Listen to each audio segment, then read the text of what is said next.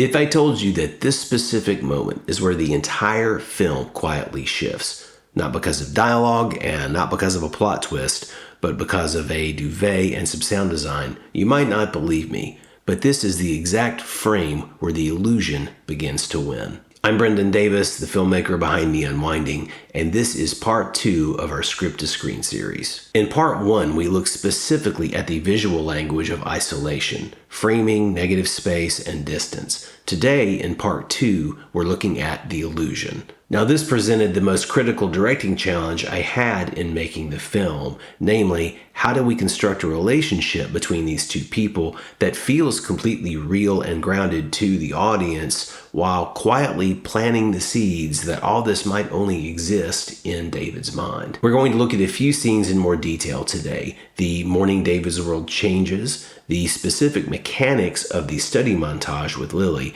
and how I directed the actors to play this mix of realities simultaneously. Fundamentally, what we're discussing today is all about how to construct hope as a survival mechanism. So let's go back to the script. In part 1 of this series, we saw that David had washed the wedding plates and chopsticks and got his instant coffee out of the trash to wash the tea leaves off. He had woken up that day with a plan to end things, but now he's going to bed with a whole new lease on life. Night gives way to day, and we notice the visual shift immediately. The sun is not just out, the light is really warm. It's no longer this cool desaturated blue that we had from the opening sequence and other scenes outside. And here you see that the duvet has flipped from the night before. The cheerful floral side is facing up.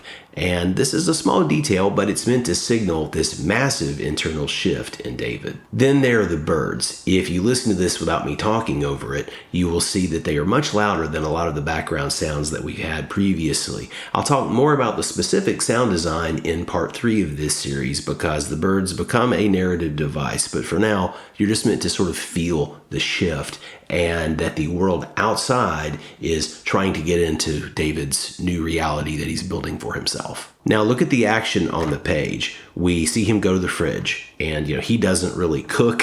He basically survives on toast.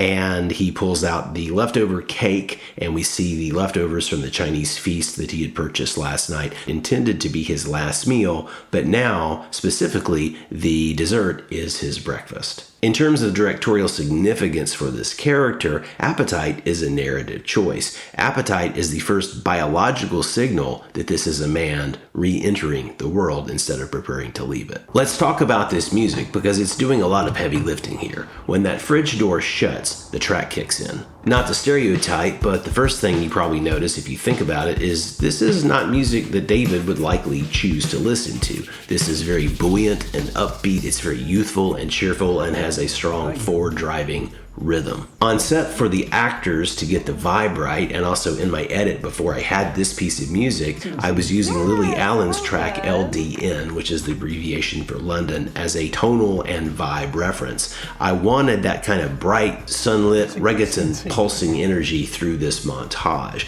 Obviously, as an independent production, I didn't have the budget to license what had been a massive pop hit.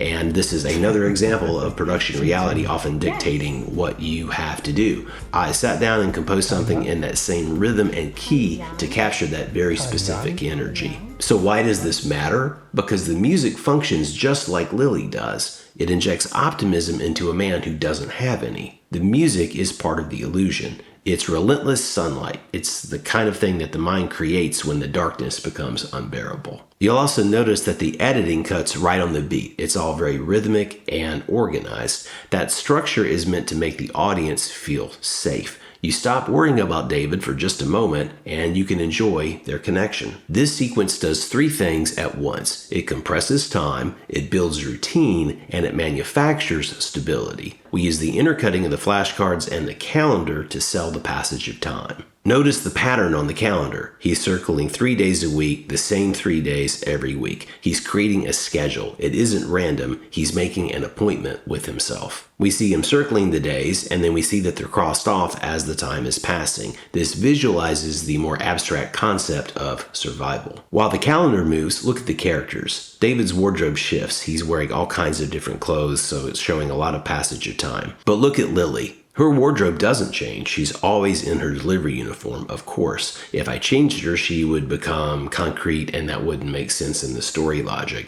But I did want to have some subtle shifts with her to show passage of time, so her hair is slightly different. The way it's pulled back, a piece falling down this side or the other side, etc. But she's always in the same clothes while David is changing day to day. And this brings me to the notes I gave to the actors going into this. This particular sequence is about building camaraderie. My notes to Ijan were very specific. Don't play an idea or, mysterious. Keep this very grounded. If she had acted ethereal or mysterious, the audience would probably start to guess the twist a lot sooner than I wanted them to.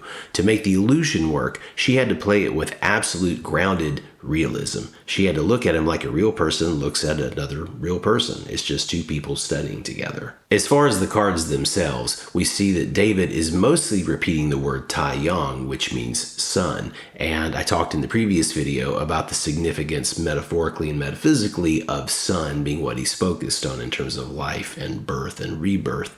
But in terms of this character, as you understand it at a surface level, you should be understanding that the ritual is what matters to him more than just learning or practicing these words. And if you look back at him with the calendar, you see that he's very bold and confident. When we first meet him, his movements are really lethargic, but now circling and crossing off those days is almost aggressive. He's taking a victory lap. So this is how emotion becomes structure. In a film that doesn't have a lot of dialogue in some places, you need props that can speak for the characters. The calendar is practically shouting that David is winning this battle with himself. But an illusion can only exist in a vacuum for so long. Eventually, gravity has to enter the picture. In this film, gravity arrives in the form of Chris. Chris represents continuity. He is the shared history that David has with the world. Chris is the grounded world. This scene is the first time that we've seen David out in the world with a smile on his face, light and happy, and obviously transformed by his relationship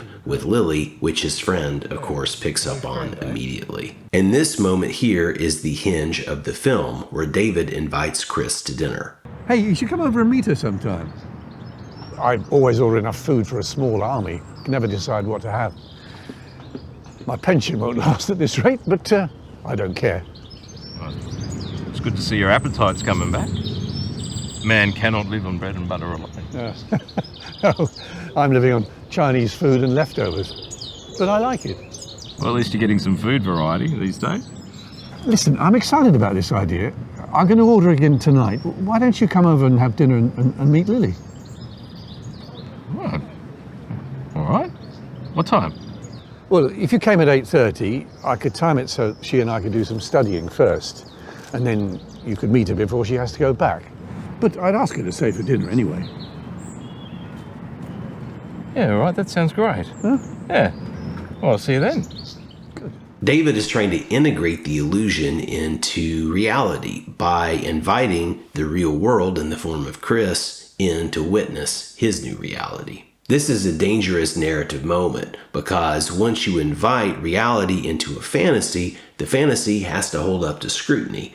Neither David or Chris in this scene fully understand what this invitation means yet, but as a director, this is where I started tightening the screws. I think both actors played this beautifully, and seeing Kevin as David being so proud of his new life that he wants to show it off to his best friend is something that I think that he really nailed. So this is how we built the illusion. We didn't do it with CGI or magic tricks. We did it with routine, with music, with a calendar, and with the actors who are committed to playing very specific emotional realities. In part 3, the final video in this series, we're going to look at what happens when that illusion meets reality. We'll break down the dinner party scene, the Buckminster Fuller story, and reflect on David's astonishing moment of self-awareness in the scene with Lily. But before you go, I have one quick question for you. I'm really curious what you felt before the film told you explicitly. Let me know in the comments below, and I will engage with you as much as possible, as always. Thanks again, and we'll see you next time.